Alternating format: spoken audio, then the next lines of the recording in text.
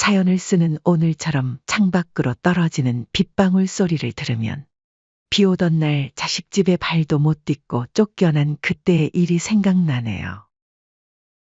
반지하 단칸방에서 보낸 수십 년의 세월 동안 남편은 늘 제게 미안해했어요. 영자야, 좋은 집 하나 못 사준 게 늘 미안해. 라고 말하곤 했죠. 하지만 저는 괜찮았어요. 남편과 함께라면 어디든 행복할 수 있다고 생각했으니까요. 저는 16살 때부터 남의 집 식모살이를 시작했어요.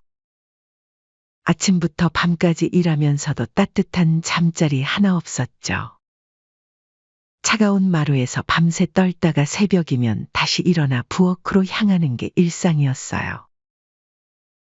그때 저는 늘 꿈꿨답니다. 언젠가는 나도 따뜻하고 환한 집에서 살 수 있겠지. 하고요.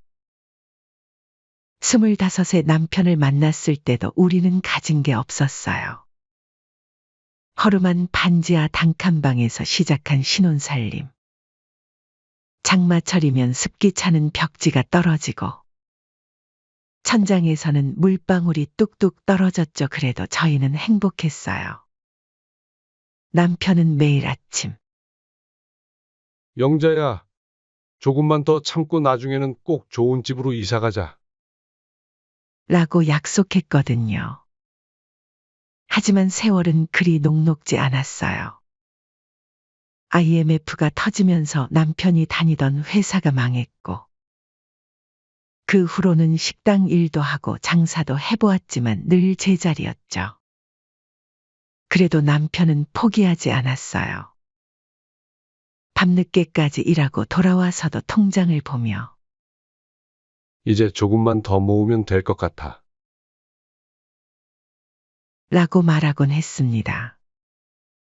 하지만 행복한 날도 잠시. 불행은 예고 없이 찾아왔죠. 어느 날 갑자기 남편이 쓰러졌어요. 간암 말기. 시간이 얼마 남지 않았다는 의사 선생님의 말씀에 저는 하늘이 무너지는 것 같았죠. 하지만 남편은 오히려 저를 위로했어요. 영자야, 괜찮아. 내가 마지막 선물 하나 준비해뒀으니까. 그리고 며칠 뒤 남편은 떨리는 손으로 한 장의 서류를 내밀었어요. 신축 아파트 분양 계약서였어요. 남편이 그동안 모아둔 전 재산으로 계약한 8억짜리 아파트. 제 이름으로 된 그 서류를 보는 순간 눈물이 멈추지 않았습니다. 영자야, 미안해. 더 좋은 걸로 해주지 못해서. 그래도 이제 우리 마누라 좋은 집에서 살게 되겠네. 병실에 누워있는 남편은 그렇게 웃어 보였어요. 여보, 이런 거 하지 말지. 제가 울먹이며 말하자 남편은 제 손을 꼭 잡았죠. 평생 고생만 시킨 마누라한테 이거 하나는 해주고 싶었어. 이제 좋은 집에서 살아, 당신. 대신 내 말 꼭 잘 들어. 아들에게 주지 말고 여보 혼자 살아. 그게 남편의 마지막 말이었어요. 아파트에 처음 들어섰을 때 그 느낌을 저는 평생 잊지 못할 거예요. 햇살이 가득 들어오는 넓은 거실, 반짝이는 시스템 키친, 따뜻한 온돌. 모든 게 꿈만 같았죠. 베란다에 서서 멀리 보이는 도시 풍경을 바라볼 때면 마치 제가 하늘에 떠 있는 것처럼 느껴졌어요. 매일 아침 창문을 열면서 저는 남편에게 이야기를 했어요. 여보, 당신 덕분에 나도 이제 이런 곳에서 살아요. 고마워요. 창가에 작은 화분도 놓고 벽에는 우리 부부의 사진도 걸었죠. 조금씩이지만 이곳을 저만의 공간으로 만들어가는 게 행복했어요. 하지만 그 행복도 잠시였어요. 어느 날 아들 석훈이가 찾아왔거든요. 석훈이는 23살에 애를 가지면서 일찍 결혼했는데 지금은 아내 미영이와 7살 민준이와 함께 좁은 원룸에서 살고 있었어요. 엄마, 민준이가 내년에 초등학교에 가는데 이 좁은 원룸으로는 도저히 안 될 것 같아요. 석훈이가 무릎을 꿇으며 말했어요. 며느리 미영이도 눈물을 글썽이며 어머니, 제발 우리랑 집을 바꿔주세요. 어머님은 혼자시니까 원룸도 충분하시지 않을까요? 라고 했죠. 그 순간 저는 가슴이 철렁 내려앉는 것을 느꼈어요. 평생 꿈꿔왔던 이 집, 남편의 마지막 선물인 이 공간을 내어줘야 한다니. 하지만 손주 민준이와 아들의 앞날을 생각하니 차마 거절할 수 없었어요. 결국 저는 고개를 끄덕였습니다. 알았어. 그렇게 하자꾸나. 그렇게 말하는 제 눈에서는 뜨거운 눈물이 흘러내렸어요. 창밖으로 보이는 하늘을 바라보며 저는 남편에게 속으로 말했죠. 여보, 미안해요. 당신이 그토록 애써 마련해준 집인데, 그래도 자식이 잘 되는 게 보기에 좋지 않겠어요? 이사를 하던 날 마지막으로 거실의 창문을 열어보았어요. 따스한 햇살이 제 얼굴을 비추었죠. 그 햇살 속에서 저는 남편의 마지막 미소를 떠올렸어요. 과연 이게 옳은 선택일까? 그때는 미처 알지 못했답니다. 제가 앞으로 얼마나 힘든 시간을 보내게 될지를. 그렇게 원룸으로 이사한 첫날, 저는 밤새 잠을 이루지 못했어요. 좁은 창문으로 비치는 가로등 불빛이 너무나 낯설었거든요. 아파트에서는 늘 달빛이 환하게 비쳤는데 이곳에서는 맞은편 건물 그림자에 가려 달빛조차 제대로 들지 않았죠. 괜찮아. 아들을 위해서라면. 저는 그렇게 스스로를 위로하며 잠을 청했어요. 하지만 원룸 생활은 제가 생각했던 것보다 훨씬 더 힘들었어요. 장마철이 되자 벽지가 눅눅해지기 시작했고 곳곳에서 곰팡이가 피어났죠. 비가 많이 오는 날이면 창틀로 물이 새어 들어와 수건으로 닦아내기 일쑤였어요. 마치 제가 젊었을 때 살던 그 반지하로 돌아간 것만 같았죠. 어머니, 이번 주말에 민준이 학원 상담이 있어서요. 다음에 오세요. 어머니, 오늘은 제가 친구들이랑 약속이 있어서. 어머님, 민준이가 지금 공부하고 있어서 방해되실 것 같아요. 아들네 집에 가보려 해도 며느리는 늘 이런저런 핑계를 대며 저를 막았어요. 처음에는 바쁜가 보다 싶었는데 점점 그것이 핑계라는 걸 알게 되었죠. 현관 앞에서 들리는 민준이의 웃음소리, TV 보는 소리. 그들은 분명 집에 있는데도 저를 피하고 있었던 거예요. 석훈아, 엄마가 잠깐 들러도 될까? 엄마? 저희 지금 나가려던 참인데 다음에 오세요. 아들마저도 점점 저를 피하기 시작했어요. 전에는 일주일에 한 번은 꼭 들르던 석훈이었는데 이제는 한 달에 한 번 보기도 힘들어졌죠. 명절에 잠깐 얼굴을 비추는 게 전부였어요. 더 서운했던 건 따로 있었어요. 어느 날 아파트 단지 앞을 지나다가 우연히 며느리를 마주쳤는데 민준이의 손을 잡고 있던 며느리가 저를 보자마자 서둘러 발걸음을 돌리는 거예요. 민준아, 할머니다. 제가 반갑게 부르자 며느리는 민준이를 안고 서둘러 엘리베이터에 올라탔어요. 닫히는 문 틈으로 민준이가 저를 빤히 쳐다보던 모습이 아직도 눈에 선합니다. 어머님, 왜 자꾸 불쑥불쑥 찾아오시는 거예요? 며느리의 그 말은 정말 가슴에 비수가 되어 꽂혔어요. 제가 언제부터 손주한테 이렇게 낯선 사람이 되어버린 걸까요?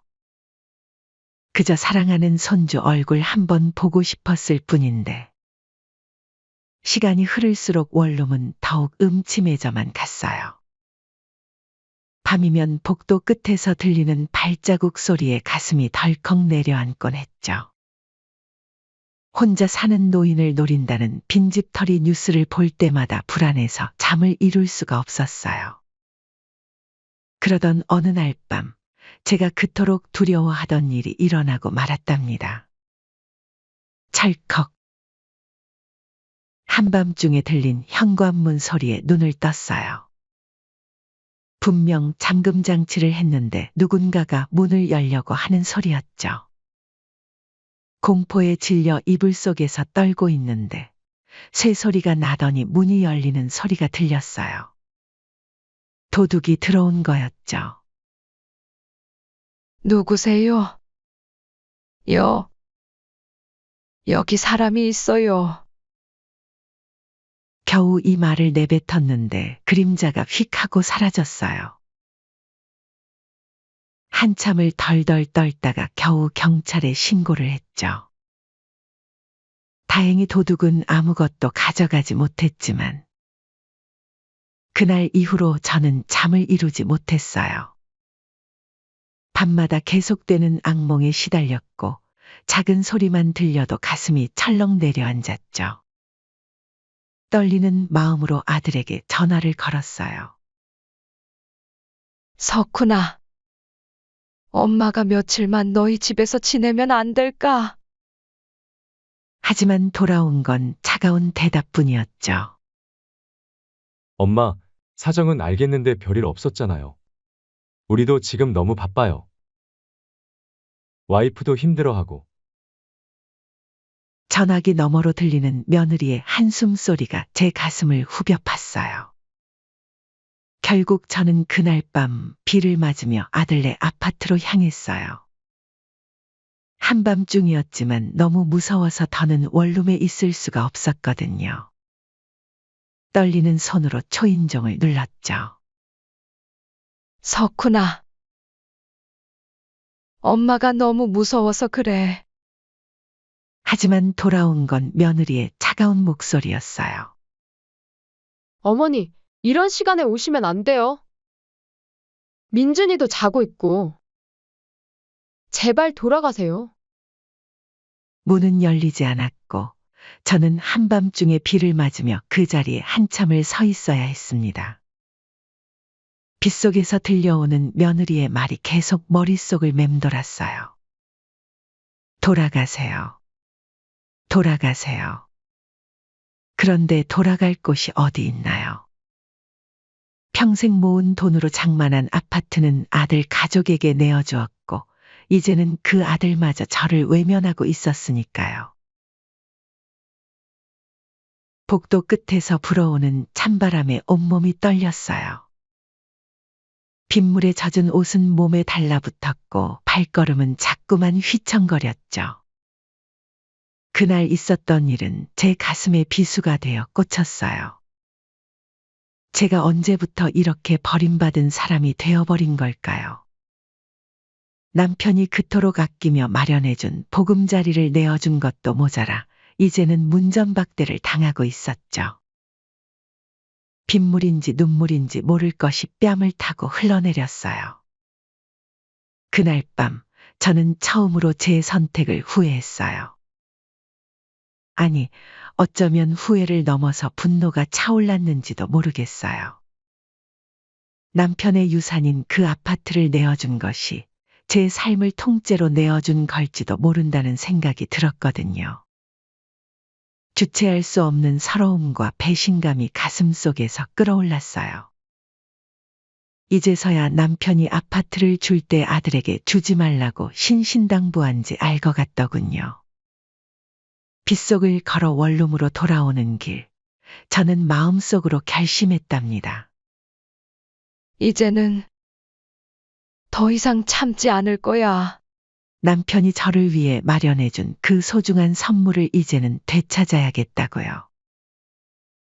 그날 밤에 일이 있고 나서 저는 한동안 아무것도 할 수 없었어요. 며칠을 알아눕고 말았죠. 고열에 시달리면서도 혼자서 끙끙 앓았답니다. 병원에 가야 하나 망설이다가 결국 119를 불렀어요. 응급실에서 의사 선생님이 물으시더군요. 보호자분은 안 계신가요? 아, 네. 혼자 살아요. 이 나이에 혼자 계시면 위험합니다. 자녀분은 안 계신가요? 있어요. 있긴 한데, 말끝을 흐리는데 누군가가 제 이름을 부르더군요. 영자야. 아이고, 이게 무슨 일이야? 40년 지기정 반장님이었어요. 동네 약국 원장님이 제가 응급실에 실려갔다고 연락을 했다더군요. 이게 뭐야? 어쩌다가 이렇게 됐어? 그냥, 감기가 좀 심해서요. 감기는 무슨? 얼굴이 이게 뭐야? 아들은 연락 안 했어? 아들요? 저기, 바빠서요. 바빠! 엄마가 응급실에 있는데! 정 반장님의 얼굴이 불그락푸르락해지더니 제 손을 꼭 잡으셨어요. 영자야, 이제 다 말해. 뭔가 있는 거지? 그 말에 저는 그만 눈물을 쏟고 말았어요. 그동안 있었던 일들을 하나하나 털어놓았죠. 아파트를 내어주고 나서 겪은 일들, 빗속에서 문전박대 당했던 일, 모든 걸요. 미쳤나? 당신 미쳤어? 그 귀한 아파트를 그렇게. 정 반장님은 발을 동동 구르셨어요.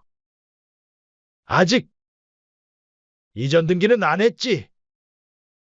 네? 아직은, 잘 됐네. 당장 취소해. 그리고 집도로 빼서 그놈 자식들. 그렇게 시작된 일이었어요. 정 반장님은 그날로 변호사 아들까지 불러오셨죠. 지금이라도 늦지 않았습니다. 아직 등기가 안 넘어갔으니 다행이에요. 하지만, 석훈이가, 자식이라고 다 좋은 게 아닙니다. 이런 식으로 어머니를 대하는 자식에게 그렇게 좋은 것만 줄 필요 없어요. 하지만 저는 아직도 망설여졌어요. 그래도 내 자식인데 하는 마음이 들었거든요. 그러다 며칠 뒤 더 큰 일을 겪게 될 줄은 몰랐답니다. 석훈이 생일이었어요. 아침 일찍부터 장을 보러 나갔죠. 장보기를 마치고 집으로 돌아와 정성스레 미역국을 끓였어요. 남편이 살아있을 때는 늘 셋이서 먹던 미역국인데 이제는 혼자 끓이려니 마음이 쓸쓸하더군요. 여보세요, 석훈아? 네, 엄마. 오늘, 너 생일이잖아. 엄마가 미역국. 아. 죄송한데 오늘은 안 될 것 같아요. 회사에서 회식이 있어서. 순간 가슴이 철렁했어요. 아들 목소리에서 거짓말하는 티가 났거든요. 어릴 때부터 거짓말할 때면 저런 식으로 말끝을 흐렸었죠. 그래. 그럼 미역국이라도 두고 올게. 엄마, 제발 오지 마세요. 오늘은 진짜 안 돼요. 알았다. 전화를 끊고 한참을 생각했어요. 뭔가 이상했죠. 아들은 원래 회식이 있으면 전날부터 말했었거든요. 결국 저는 미역국을 들고 아파트로 향했어요. 멀리서도 환한 불빛이 보였죠. 엘리베이터를 타고 올라가는데 웃음소리가 들렸어요. 14층, 15층. 문이 열리자 더 선명한 소리가 들렸죠. 장모님 이렇게 와주셔서 정말 감사해요. 자, 우리 민준이가 아빠 생일 케이크 잘라보자. 고서방 생일인데 당연히 내가 와야지. 사돈댁 식구들과 함께 파티를 하고 있었던 거예요. 저만 빼고. 손에 든 미역국 그릇이 떨어질 것만 같았어요. 다리에 힘이 풀려 벽에 기대어 섰죠. 그때 현관문이 벌컥 열렸어요. 택배를 받으러 나온 며느리였죠. 어머니? 미역국. 두고 가려고 했는데 어머니, 지금? 안에서 웃음소리가 더 크게 들렸어요. 장모님, 이 음식 더 드셔보세요. 우리 사위가 최고야. 며느리의 얼굴이 창백해졌어요. 어머니. 이건 그래. 이제 알겠다. 미역국 그릇을 내려놓으려는데 현관문 틈으로 석훈이가 보였어요. 여보, 누구야? 뭔데 이렇게 오래 걸려? 그게 석훈이가 현관으로 나왔다가 저를 보더니 얼굴색이 변했어요. 엄마? 왜? 오지 마시라니까. 미역국 가져왔어. 내 생일인데 이것도 못 먹이나 했더니 이제 보니 내가 필요 없었던 거구나. 엄마, 이건 그게 아니라. 회식한다며? 거짓말도 참 잘하네. 제 눈에서 저도 모르게 눈물이 흐르더군요. 어머니, 그게 아니고요. 오늘은 먼저 약속이 있어서. 그래. 사도는 되는데 난 안 되는구나. 미역국 그릇을 그대로 내려놓고 돌아섰어요. 뒤에서 석훈이가 뭐라고 부르는 것 같았지만 더는 듣고 싶지 않았어요. 엘리베이터를 기다리는데 안에서 들리는 말소리. 엄마, 죄송해요. 시어머님이? 아이고, 그분 성격이 괴팍하시네. 원래도 저러셨나? 가슴이 찢어지는 것 같았어요. 엘리베이터를 타고 내려오면서 결심했어요. 더는 안 되겠다고요. 다음 날 아침, 저는 일찍 부동산을 찾아갔어요. 최 사장님, 제 아파트 내놓을게요. 네. 영자 씨 아파트요. 무슨 일 있으셨어요? 금매로 내놓을 거예요. 시세보다 싸게 해서라도 빨리 팔고 싶어요. 아니, 갑자기 이러시면. 어제까지 고민했어요.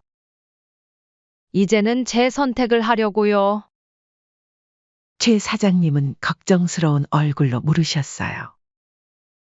그래도 그때는 자식분 준다고 하신 거 아니었어요? 네. 그랬죠. 근데 이제는 아니에요. 혹시 자제분과 무슨 일 있으신 거예요? 그냥 제가 눈치 보며 살기는 이제 지친 것 같아요. 그날부터 집을 보러 오는 사람들이 줄을 이었어요. 금매의 소식이 퍼지자 문에 전화가 쏟아졌죠. 하루 만에 10명도 넘는 사람들이 집을 보러 왔어요. 둘째 날 오후 한 부부가 특히 관심을 보였어요. 어머니, 정말 좋은 집이에요. 저희가 당장 계약하고 싶은데.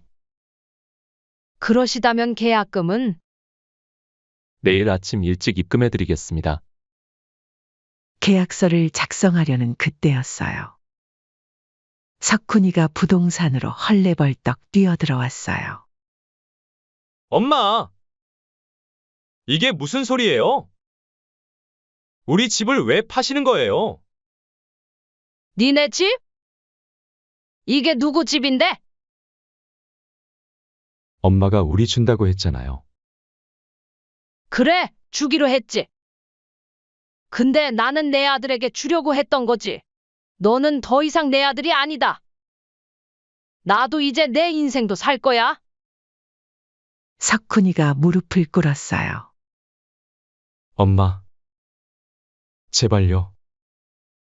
민준이 학교도 여기고. 우리가 잘못했어요. 앞으로는 잘할게요. 잘못? 뭘 잘못했는데? 그동안 엄마를 너무 소홀히 했어요. 제가 불효자였어요. 그제서야 알았니?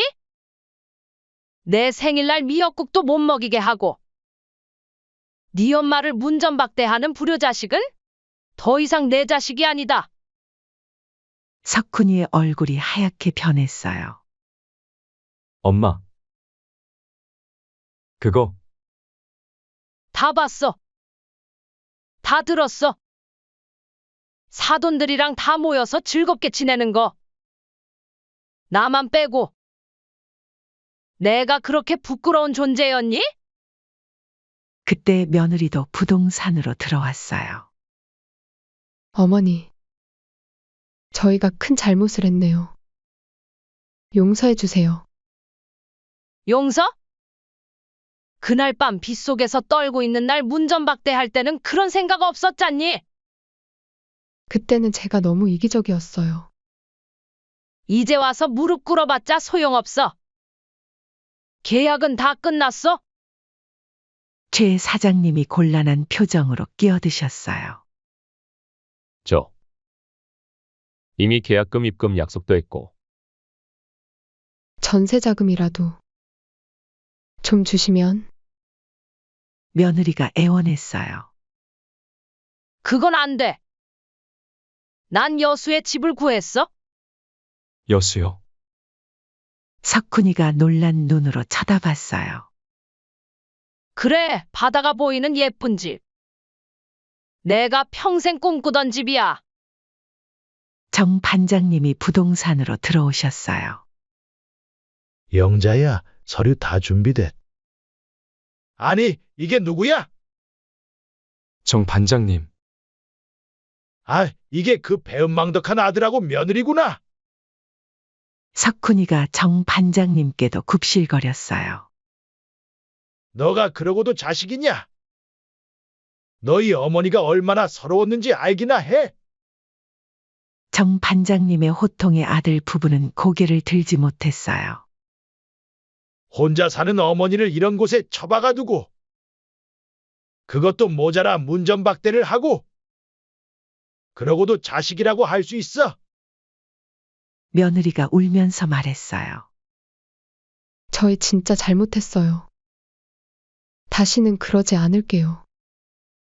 이제 와서 그게 무슨 소용이야? 영자야, 흔들리지 마. 이 애들 말에 넘어가면 안 돼.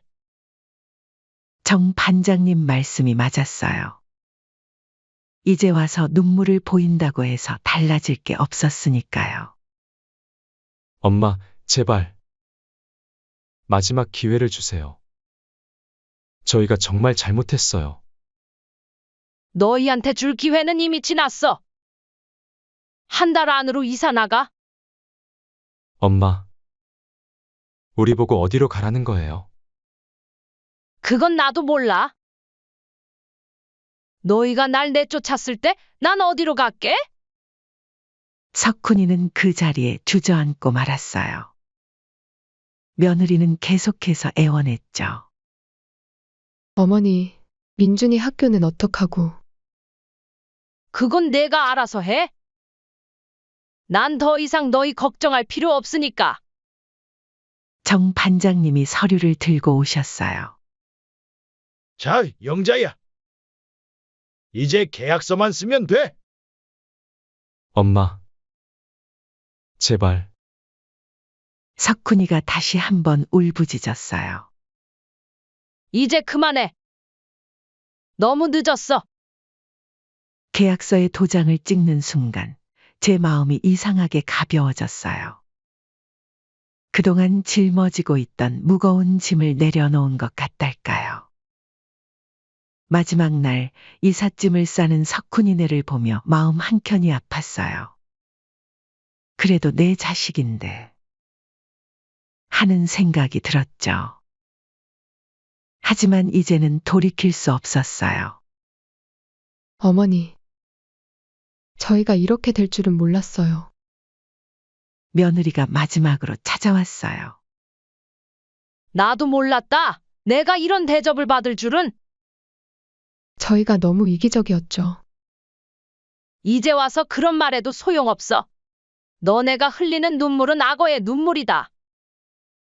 며느리는 눈물을 흘리며 돌아섰어요. 문턱을 넘어가는 며느리를 보며 문득 생각났어요. 그날 밤 제가 빗속에서 떨며 서 있을 때의 일이.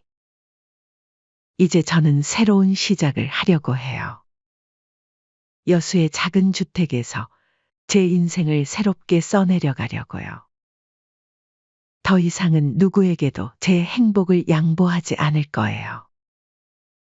정 반장님 말씀처럼 이제는 제 인생을 살아야 할 때예요. 뒤돌아보지 않고 후회하지 않고 당당하게 살아갈 거예요. 남편이 그토록 바라던 것처럼요. 석훈이네가 이사 가는 날, 저는 창밖으로 보이는 하늘을 바라보며 생각했어요. 이제야 진정한 자유를 얻은 것 같다고요. 더 이상 구차하게 자식 눈치 보며 살지 않아도 된다는 해방감이 가슴 가득 차올랐어요. 이제는 정말 내 삶을 살 수 있겠네요, 여보. 하늘에 계신 남편에게 마지막 인사를 건넸어요. 이제 저는 새로운 길을 걸어갈 거예요. 누구의 엄마가 아닌 그저 제 자신으로서의 삶을 살아갈 거예요. 그렇게 여수로 내려온 지도 벌써 몇 달이 훌쩍 지났어요. 아침마다 창문을 열면 푸른 바다가 보이는 이곳에서 저는 매일 새로운 행복을 발견하고 있답니다. 영자 씨, 오늘도 일찍 나오셨네요. 네. 아침 바다가 너무 예쁘잖아요. 아파트 돈으로 산 이 집은 비록 크진 않지만 마당이 있어서 좋아요. 꽃도 심고 작은 텃밭도 가꾸면서 소소한 즐거움을 누리고 있죠. 아침이면 이웃 할머니들과 바닷가를 걸으며 이야기꽃을 피우고, 저녁이면 마당에 앉아 별을 보며 차 한 잔 마시는 것이 일상이 되었어요. 여보, 이제야 저도 제대로 된 제 삶을 살고 있네요. 며칠 전에는 정 반장님이 놀러 오셨어요. 영자야, 너 얼굴이 달라졌다.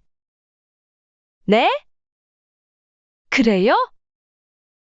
그래, 훨씬 환해졌어. 웃음도 많아지고. 정 반장님 말씀처럼 요즘 제 얼굴에는 웃음이 가득하답니다. 더 이상 눈치 보며 살지 않아도 되니까요. 여수에서 만난 이웃들은 제 사연을 듣고 모두들 제 선택을 지지해 주었어요. 참 잘하셨어요. 자식이 그럴 수는 없죠. 우리도 나이 들면 당당하게 살아야 해요.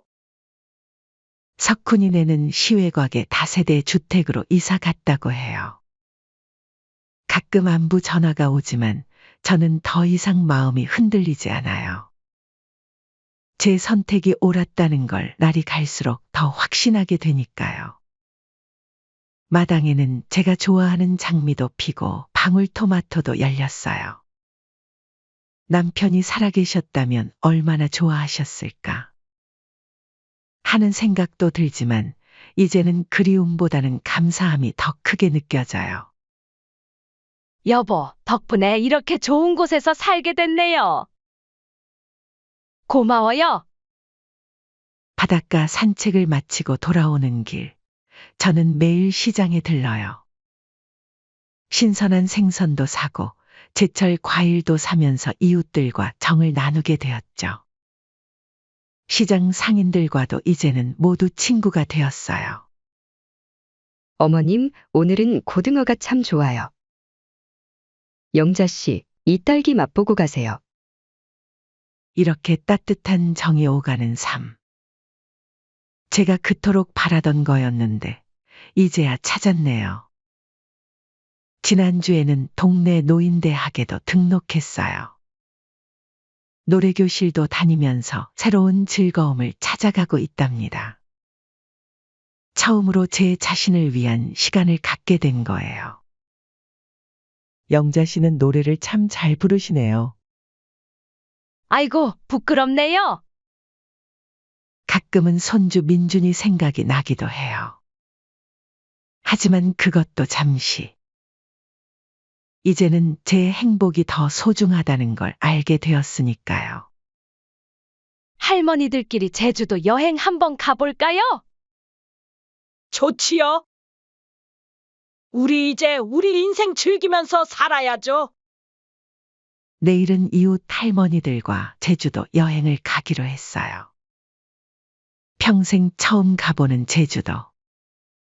설렘이 가득하네요. 이렇게 하루하루를 살다 보니 문득 깨달았어요. 행복은 멀리 있는 게 아니었다는 걸요. 그저 제가 선택하지 못했을 뿐. 이제는 알아요. 제 인생의 주인공은 바로 저라는 걸. 그리고 앞으로도 그렇게 살아갈 거예요. 여보, 저 이제 정말 행복해요. 바다를 보며 조용히 미소 짓는 저희 모습이 아마도 남편이 진정으로 바라던 모습이 아니었을까요? 제 사연은 여기까지입니다.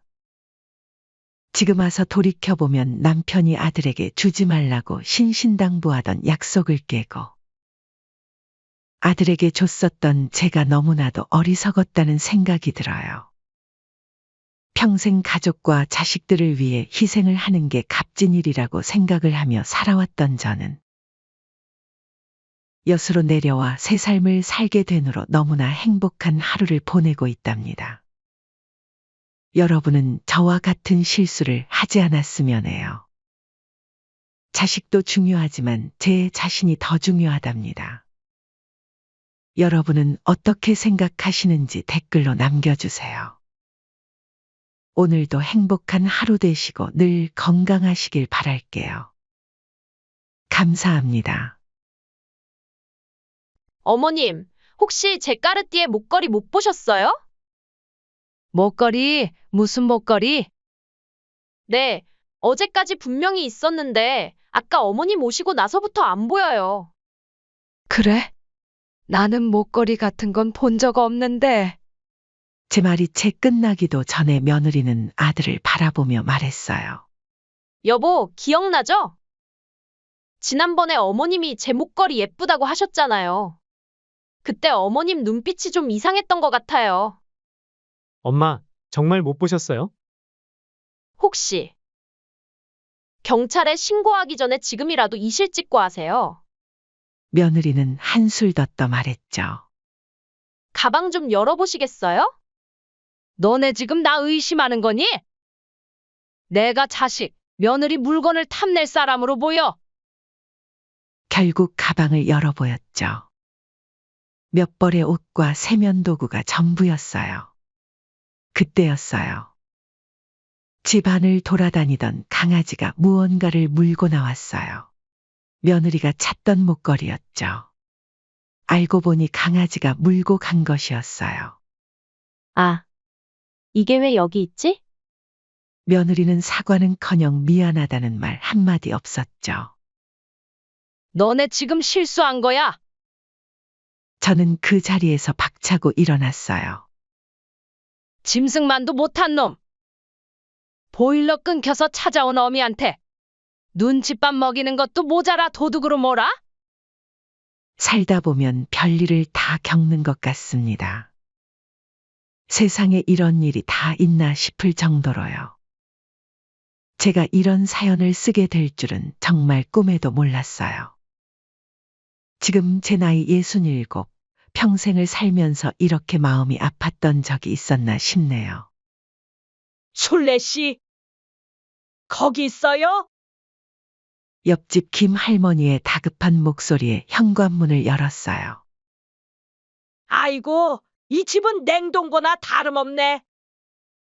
보일러가 아직도 안 고쳐졌어요. 네. 수리기사님이 부품을 교체해야 한다는데 비용이 만만치 않네요. 그래서 얼마나 든다는데요?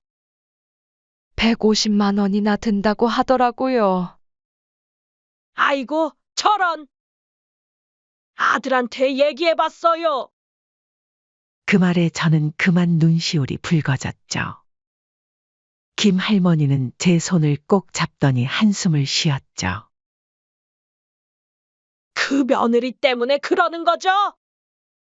며느리가 시어머니한테 저러면 안 되는 건데. 아니에요. 다 제가 부족한 거겠죠. 무슨 말씀을? 술래 씨가 얼마나 아들 잘 키웠는데. 대기업 다니는 아들한테 이런 대접을 받다니. 창밖으로는 하얀 눈이 펑펑 내리고 있었어요. 매서운 한파가 몰아치는 겨울. 저는 꽁꽁 얼어붙은 방에 홀로 앉아 옛날 생각에 잠겼죠. 남편이 살아있었다면 하루도 안 되어 보일러를 고쳐줬을 텐데.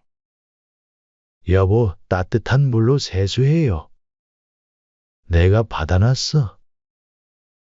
문득 남편의 다정했던 목소리가 귓가에 맴돌았어요. 3년 전 그날도 이렇게 추운 겨울이었죠. 술래야, 오늘 아침은 내가 라면 끓여줄게. 좀 더 자요. 그날 아침에도 남편은 늘 그랬던 것처럼 저를 걱정했었죠. 부엌에서 라면 끓이는 소리가 들리다가 쿵 하는 소리와 함께 모든 게 끝나버렸어요. 그게 마지막이었어요. 동네 슈퍼에 들러 라면 몇 개를 샀어요. 주인 아주머니가 걱정스러운 눈으로 물었죠. 술래 씨, 얼굴이 많이 안 좋아 보여요. 아들 며느리는 알고 있어요? 지난번에 며느리랑 같이 왔을 때가 언제더라? 작년 추석? 네. 그때 잠깐 들렀다 갔어요. 요즘에는 통 보이질 않네요? 꼬마 때부터 봤는데 말이에요, 호호. 그렇게 슈퍼에서 나오는데 옛날 생각이 나더라고요. 아들이 결혼하기 전에는 동네에서 효자 났다고 그렇게 소문이 났었어요. 하지만 결혼하고 나서부터 상황은 많이 달라졌죠. 며느리 시우를 처음 만났을 때가 떠오르네요. 어머님, 저희가 알아서 할 테니 너무 간섭하지 마세요. 그 말 한마디에 제 마음은 철렁 내려앉았었죠. 그때부터였을까요? 아들과 점점 멀어지기 시작한 게. 통장 잔고를 보니 10만 원 남짓. 난방비도 못 낼 지경이에요. 동사무소에 가서 도움을 요청해 볼까 했지만 차마 그럴 용기가 나지 않았어요. 김 할머니 말씀처럼 아들 집에라도 가야 하나. 하루 종일 고민했죠. 어머님, 요즘에는 명절에도 각자 지내요. 어머님 댁 들리려면 너무 힘들어서요. 이해해 주실 거죠? 남이다 생각하세요. 지난 추석 때 며느리가 했던 말이 자꾸 떠올라요. 그래도 이대로 얼어 죽을 순 없잖아요. 결국 작은 가방에 짐을 꾸렸어요. 몇 벌의 옷과 세면도구를 넣으면서도 자꾸 망설여졌죠. 버스를 타고 가는 동안 창밖만 바라봤어요. 서열이 아빠가 마지막으로 남긴 말이 떠올랐죠. 술래야, 우리 아들 잘 부탁해. 내가 있으니까 난 걱정 없다. 그렇게 도착한 아들네 아파트 앞. 떨리는 손으로 엘리베이터 버튼을 눌렀죠. 올라가는 동안 심장이 쿵쾅거렸어요. 문 앞에서 한참을 망설였어요. 이제 와서 뭘 망설이나. 아무리 그래도 늙은 엄마를 보일러도 안 되는 데서 재우진 않겠지. 혼잣말을 하며 깊은 숨을 들이쉬었죠. 띵동. 누구세요? 며느리의 차가운 목소리가 인터폰을 통해 들려왔어요. 그 순간 제 심장은 얼어붙은 것만 같았죠. 어머님, 며느리 시우가 현관문을 열며 당황한 듯 눈을 크게 떴어요. 하지만 며느리의 목소리에는 반가움이라곤 전혀 없었죠. 오히려 귀찮다는 듯한 표정이었어요. 저기 시우야, 추운데 잠깐만 들어가도 될까? 떨리는 목소리로 겨우 말을 꺼냈어요. 며느리 시우는 한참을 망설이더니 한 손으로 저를 막아 세우더라고요. 어머니 잠깐만요. 들어오지 마시고 일단 여기서 애기예요. 무슨 일이신 거예요? 집에 보일러가 고장나서 몸 좀 녹이러 왔다. 어머님, 아무리 그래도 그렇지 갑자기 오시면 저희도 좀 곤란한데. 시우의 말에는 분명한 불편함이 묻어 있었어요. 미안하구나. 하루만 자고 가면 안 될까? 하! 어머니 눈치가 왜 이렇게 없으신 거예요? 미안하구나.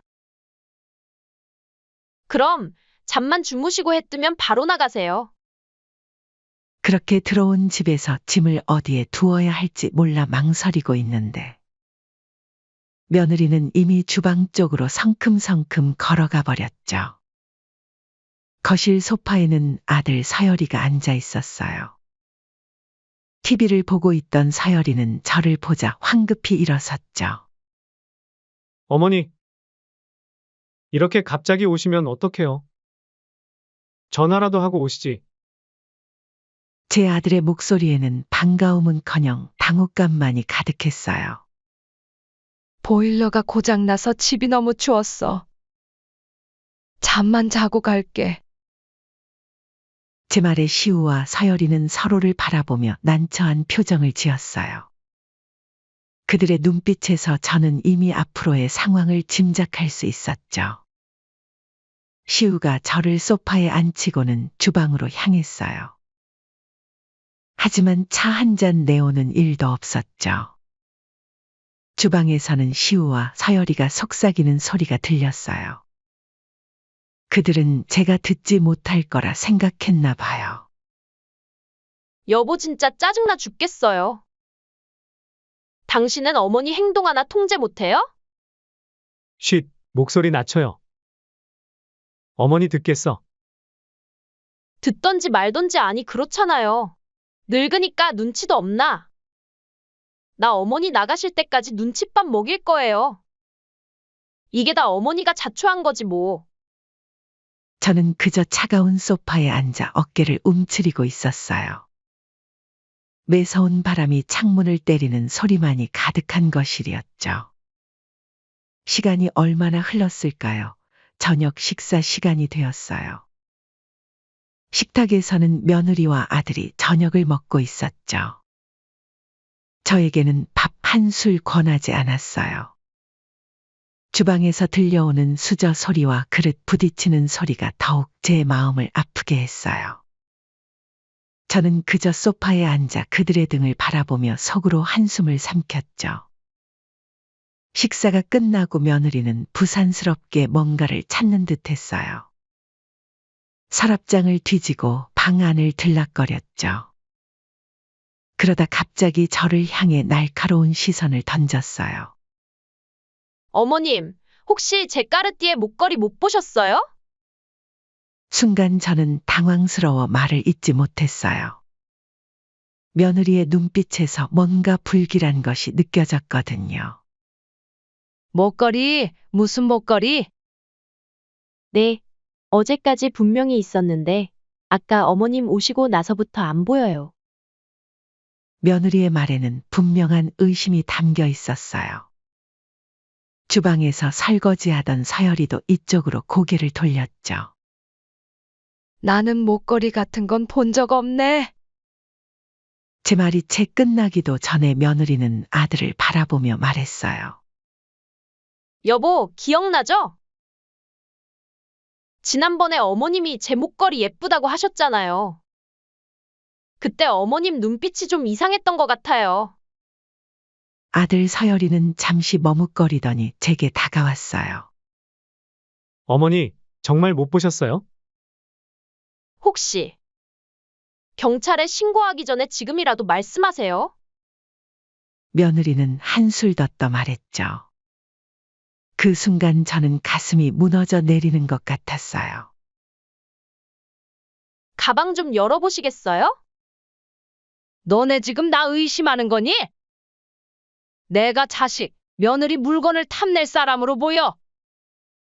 며느리의 말에 저는 온몸이 굳어버렸어요. 손이 떨렸지만 결국 가방을 열어보였죠.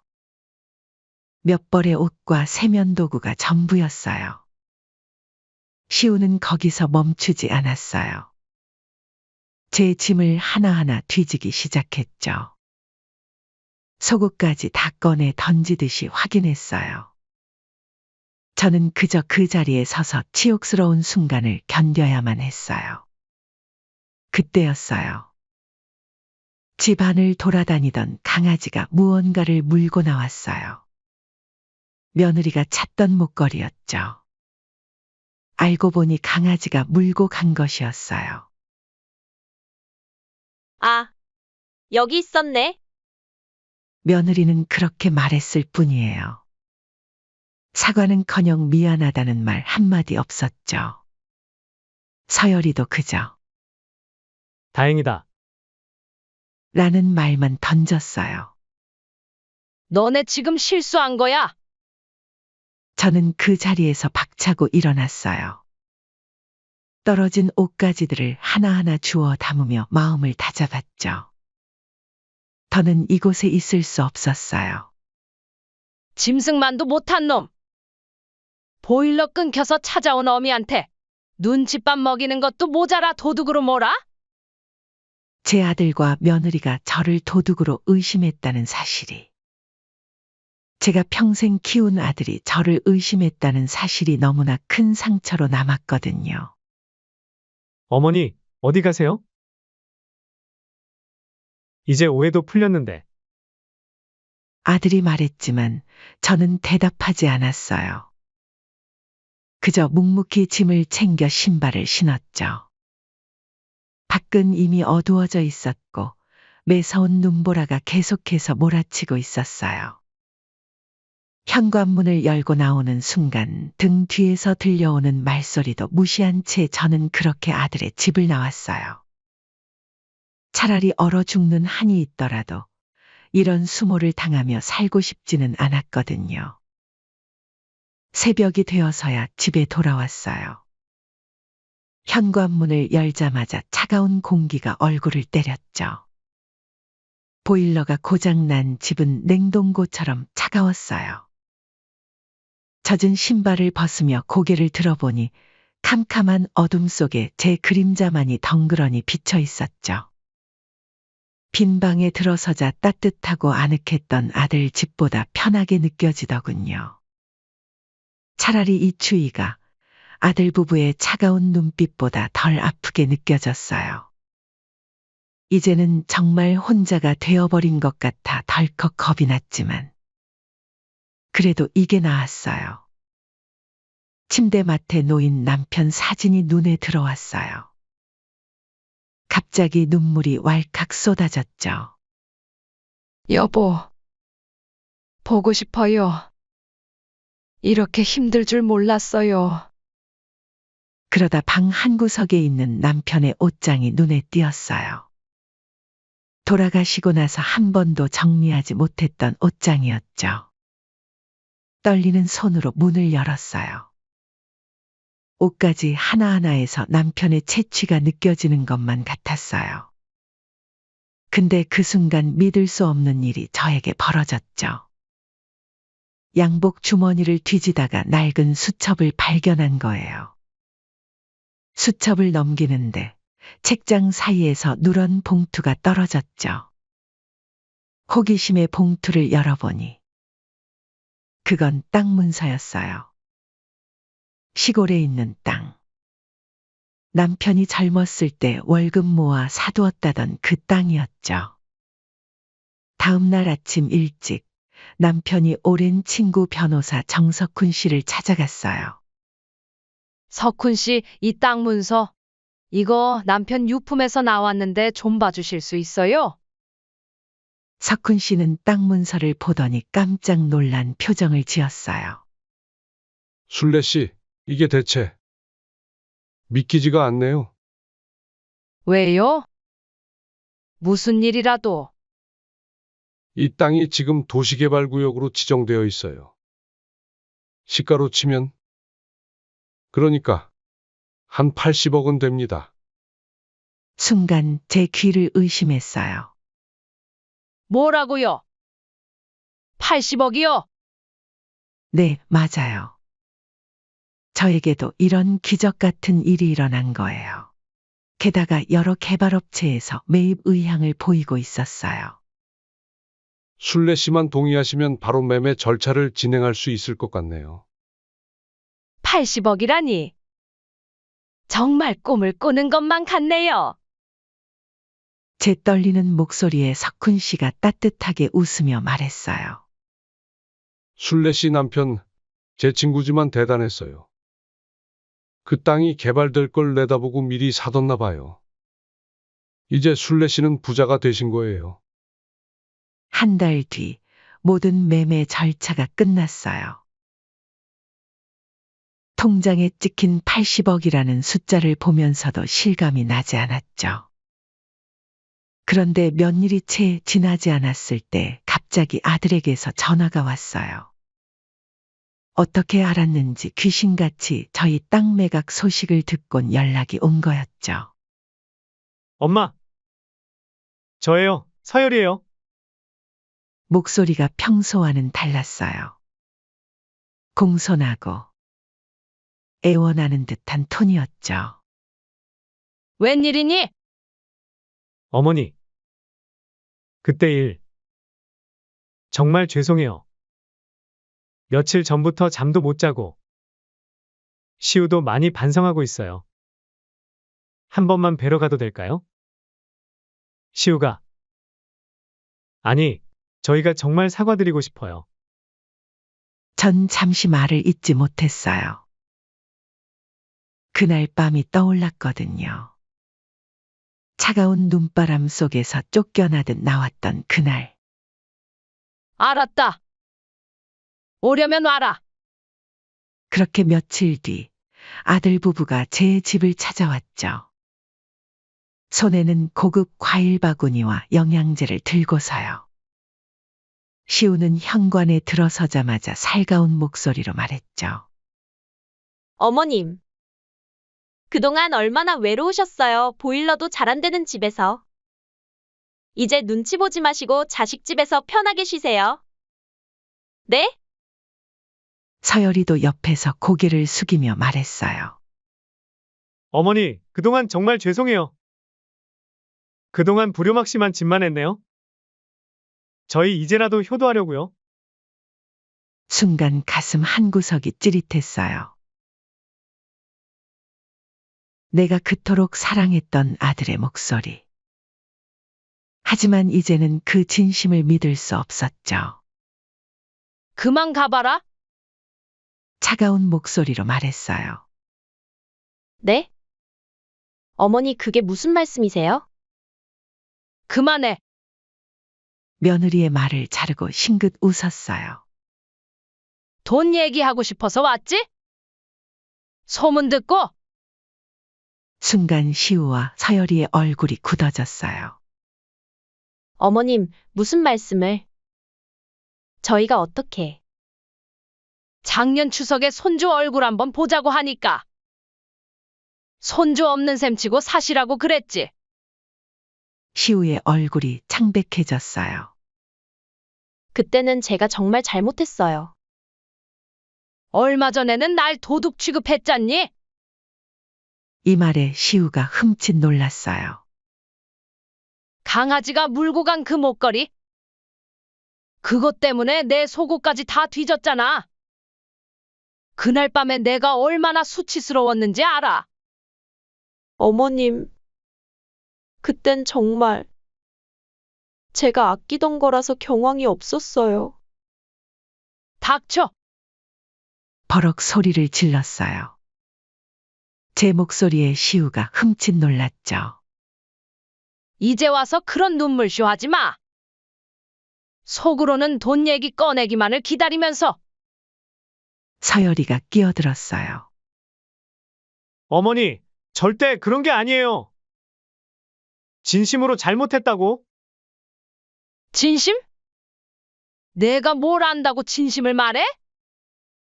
네가 제일 문제야. 내 아들이 나를 그렇게 대하는데 세상에 어떤 며느리가 시어머니에게 살갑게 대할까? 목소리가 점점 커졌어요. 어머니, 내가 그때 얼마나 서러웠는지 알아?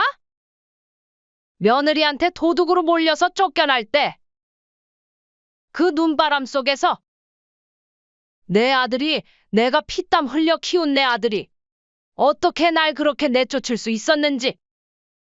눈물이 차올랐지만 애써 참았어요. 며느리가 다시 애원하듯 말했어요. 어머님, 저희가 잘못했어요. 이제부터는 정말 잘 모실게요. 저희 집으로 오세요. 좋은 방도 마련해 두었어요.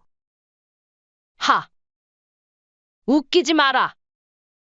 차갑게 웃으며 찬장으로 걸어갔어요. 서류 뭉치를 꺼내 그들 앞에 던지듯 내밀었죠. 이거 봐. 복지재단 설립 서류야. 내가 가진 돈은 전부 여기에 들어가. 나처럼 외롭게 사는 노인들을 위한 요양원도 짓고 무료급식소도 할 거야. 자식놈들 다 필요 없다. 뭐라고요? 며느리가 소리를 질렀어요. 어머님, 그걸 다 남한테 주시게요? 저희가 있는데. 남이라고? 너희보다는 낫겠다. 적어도 그들은 날 도둑으로 취급하진 않으니까. 어머니. 그래도 저희가 자식인데. 서열이가 울먹이며 말했어요. 너 말이야. 아들 서열이를 똑바로 쳐다보며 말했어요. 나한테 그렇게 대할 때는 언제고? 이제 와서 자식이야. 그동안 내가 너한테 뭘 바랐니? 전화 한 통, 밥 한 끼. 그게 그렇게 어려웠어? 며느리가 다시 무릎을 꿇으려 했어요. 어머님, 제발.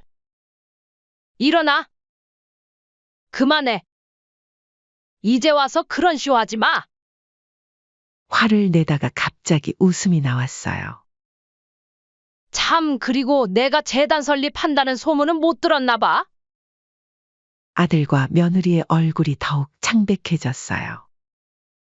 그래, 재단 설립 절차는 이미 다 끝났어? 나처럼 자식에게 버림받은 어려운 독거노인을 도울 생각이야. 돈은 이미 재단으로 들어갔고, 이제 와서 아무리 무릎 꿇어도 소용없어. 어머님, 그럴 순 없어요. 저희도 상속자로서. 상속자? 뭐가 상속자야? 이제는 정말 화가 치밀어 올랐어요. 내 돈이야.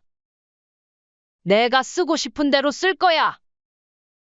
너희같이 위선적인 자식들한테 줄 돈은 없어.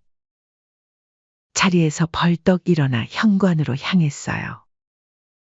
문을 활짝 열어젖혔죠. 이제 그만 가. 다시는 오지 말고. 어머니. 서열이가 마지막으로 애원했지만 전 단호했어요. 아, 이것도 가져가라. 현관 앞에 놓인 과일 바구니를 집어 시우의 품에 던지듯 안겼어요. 이런 거 말고 진작에 진심 어린 밥 한 그릇이라도 떠먹였더라면 오늘 같은 날은 없었을 텐데. 그들이 떠나고 나서 창가에 서서 하늘을 올려다봤어요. 눈은 그치고 맑은 하늘이 보였죠. 그때였어요. 변호사 석훈 씨에게서 전화가 왔어요. 순례 씨, 좋은 소식이 있어요. 요양원 부지가 마음에 드실 만한 곳을 찾았어요. 조용하고 전망도 좋은. 게다가 시내버스도 다녀서 어르신들 오시기도 편할 것 같아요. 전화를 끊고 나니 마음이 한결 가벼워졌어요. 이제는 제가 할 일이 생겼으니까요. 나처럼 외롭고 힘든 노인들을 위해 그들에게 따뜻한 보금자리를 만들어주는 일. 창밖으로 노을이 지고 있었어요. 차가운 겨울 하늘에 붉은 노을이 번지는 걸 보니 문득 새로운 봄이 오고 있다는 걸 느낄 수 있었답니다. 요양원 공사가 한창 진행되는 동안 전 우선 무료급식소를 시작했어요. 처음에는 10명 남짓한 어르신들이 오셨는데 어느새 매일 300명이 넘는 분들이 찾아오시더라고요. 순례 씨, 이 나이 먹도록 이렇게 따뜻한 밥을 매일 먹을 수 있을 줄은 몰랐어요. 김말순 할머니가 떨리는 손으로 제 손을 꼭 잡으시더라고요. 이 은혜를 어떻게 갚아야 할지. 고마워요. 자식놈들이 여기에 나를 버리고 간 뒤에 밥도 한 끼 제대로 못 먹고 어찌 살아야 하나 막막했는데 이제는 희망이 보이네요. 이렇게 고맙다는 얘기를 듣다 보면 어려운 사람을 돕는 일을 정말 잘했다는 생각이 들더군요. 재단 설립을 준비하면서 매일 바쁘지만 힘들다는 생각이 들지 않아요. 오히려 활력이 생겼죠. 어르신들의 웃음소리를 들으면서 제 마음도 따뜻해지는 걸 느꼈어요. 그런데 어느 날 급식소 문 앞에서 누군가 기다리고 있었어요. 어머니. 잘 지내시죠? 아들 서열이었어요. 웬일이니? 어머니. 드릴 말씀이 있어요. 서열이의 목소리가 떨렸어요. 80억 중에 10억이면 어머니 하시는 일에 지장도 없잖아요. 70억이면 충분하지 않나요? 조금만 떼어주세요. 자식이잖아요. 어머니, 제발요. 저희도 어렵다고요. 서열이가 무릎을 꿇었어요. 하지만 제 마음은 굳건했죠. 다음 날은 며느리가 찾아왔어요.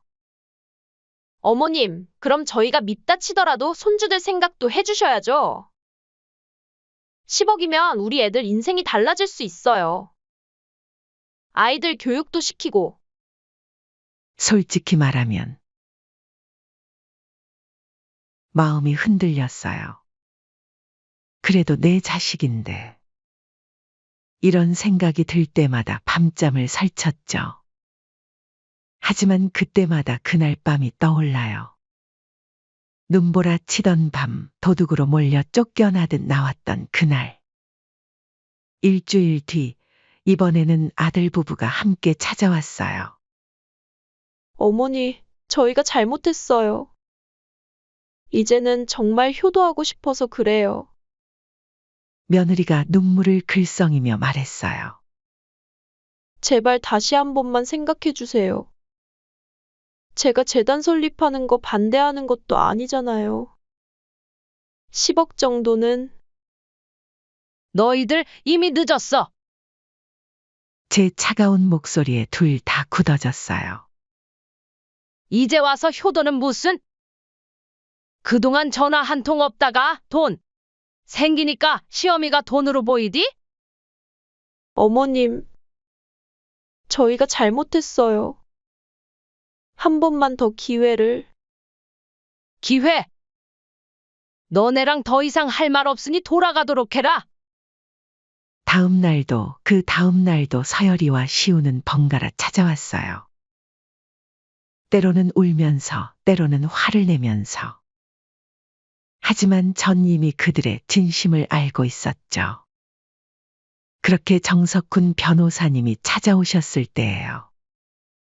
순례 씨, 요양원 공사가 순조롭게 진행되고 있어요. 2달 후면 개원할 수 있을 것 같네요. 그런데 저는 문득 물어보고 말았어요. 정 변호사님, 제가 지금이라도 마음을 바꾸면 10억 정도는. 순례 씨, 정 변호사님이 걱정스러운 표정으로 절 바라봤어요. 흔들리시는 거예요? 그때였어요. 급식소 할머니 한 분이 찾아오셨어요. 순례 씨, 우리 아들이 나보고 요양원에 가라더군요. 이제 늙어서 짐이 된다고. 할머니의 눈에는 눈물이 고여 있었어요. 할머니, 우리 요양원에서 같이 지내요. 제가 모시겠습니다. 제 말에 할머니는 제 손을 꼭 잡으시며 우셨어요. 그 순간 깨달았어요. 돈이 전부가 아니란 걸. 제가 하는 이 일이 누군가에겐 마지막 희망이 될 수 있다는 걸. 어제는 또 서열이가 찾아왔어요. 끈질기게 찾아오더군요. 어머니, 이제는 정말 효도하고 싶어서 그래요. 제발. 순간 웃음이 났어요. 효도? 그게 뭔지는 아니? 제 말에 서열이가 움찔했어요. 효도는 돈이 생겼을 때 하는 게 아니야. 힘들 때, 외로울 때 옆에 있어주는 거야.